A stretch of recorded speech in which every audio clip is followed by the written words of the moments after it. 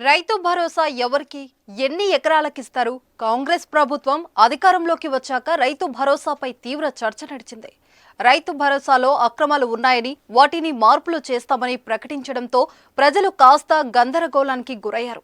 ఎవరికిస్తారు, ఎంత ఇస్తారు, ఎన్ని ఎకరాలకు ఇస్తారు అని ఆసక్తిగా ఎదురుచూశారు. దీంతో తాజాగా రేవంత్ సర్కార్ క్లారిటీ ఇచ్చేసింది. సాగులో ఉన్న భూమికే రైతు భరోసా ఇస్తామని కాంగ్రెస్ సర్కార్ ప్రకటించింది. సాగు చేయని, సాగు చేయడానికి పనికిరాని కొండలు, గుట్టలు, రాళ్లు, రప్పలు ఉండే భూములకు ₹1 కూడా ఇచ్చేది లేదని తేల్చి చెప్పింది.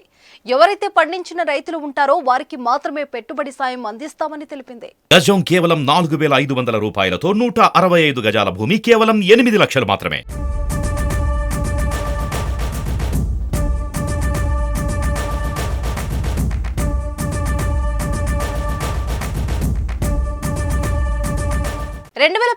వానాకాలంలో కేసీఆర్ సర్కార్ ఈ రైతు బంధు పథకాన్ని ప్రారంభించింది. ప్రతి ఏటా 2 సీజన్ల చొప్పున ఇప్పటి వరకు 9 సీజన్లలో రైతు బంధు పథకం ద్వారా పెట్టుబడి సాయం అందించారు.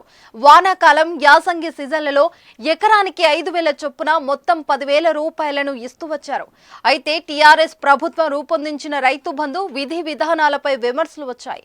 ఈ స్కీమ్ ద్వారా రైతులకు మేలు జరుగుతున్నప్పటికీ ఇది బడాబాబులు 100 ఎకరాల భూస్వాములకు అందించి ప్రజాధనాన్ని దుర్వినియోగం చేస్తున్నారని ప్రతిపక్షాలు ఆరోపించాయి.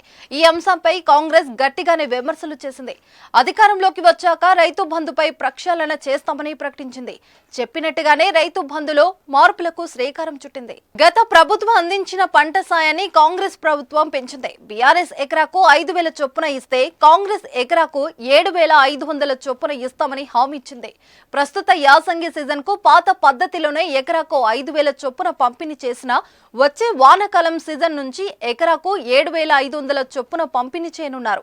అంటే 2 సీజన్లకు కలిపి ఏడాదికి 15,000 అందిస్తారు. అలానే కౌలు రైతులకు కూడా రైతు భరోసా కింద పెట్టుబడి సాయాన్ని అందిస్తామని అన్నారు. ఇందుకు సంబంధించి మార్గదర్శకాలు సిద్ధం చేస్తున్నామని, త్వరలోనే దీన్ని అమలు చేస్తామని అసెంబ్లీ భట్టి విక్రమార్క ప్రకటించారు. ప్రస్తుతం రైతు భరోసా ప్రక్షాళనలు కాంగ్రెస్ సర్కార్ మొదలు పెట్టేసింది. విధి విధానాలను ఖరారు చేస్తున్నారు.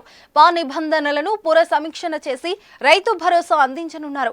కౌలు రైతులకు కూడా రైతు భరోసా కింద పెట్టుబడి సాయం అందించడమే కాకుండా రైతు బీమా పథకాన్ని కూడా అమలు చేస్తామని ప్రభుత్వం ప్రకటించడంతో హర్షం వ్యక్తమవుతుంది.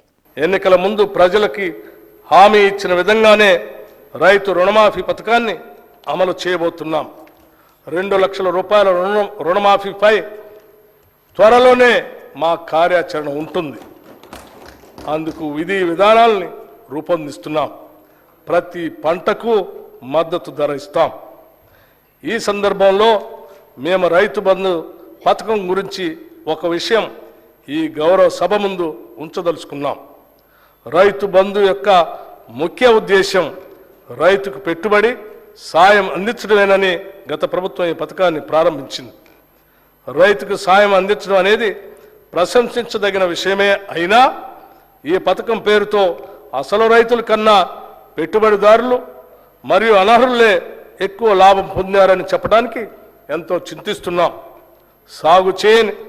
సాగు చేయటానికి పనికిరాని కొండలు, గుట్టలు, ఆఖరికి రోడ్లు ఉన్న స్థలానికి కూడా రైతు బంధు సాయం ఇచ్చారు.